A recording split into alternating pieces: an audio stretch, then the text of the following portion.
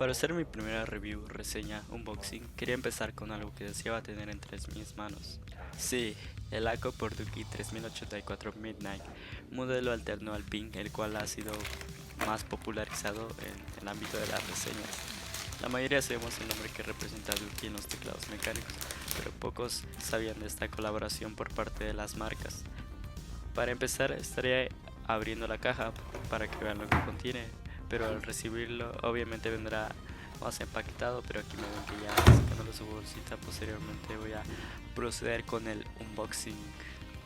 Al abrir la caja, lo primero que encontraremos es un plástico con el molde de las teclas, que sirve para lo que cabe de proteger.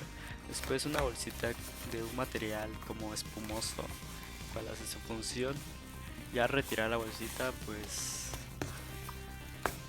¡wow! ¡Qué belleza de teclado! Es un teclado 84%, lo cual está constituido por 84 teclas sin lo que sería el teclado numérico, que es estorboso.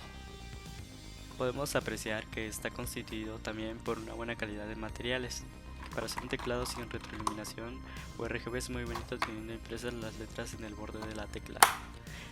Y aquí ya estamos viendo lo que serían las patas de teclado, las cuales tienen dos alturas y eso está muy cool.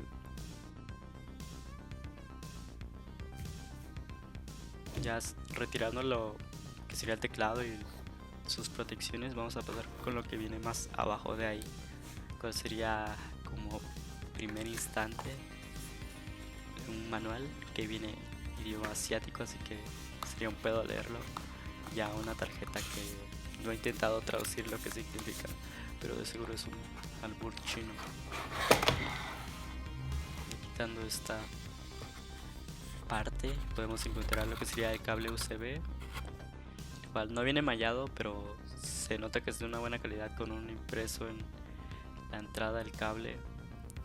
Y lo mejor de todo es que viene con una tapa para asegurar que es virgen. Ya lo siguiente sería el removedor de K-Cups. Es un plástico, no se ve muy de buena calidad, pero hace su función, que es lo que importa. Y aquí es lo que todos están esperando.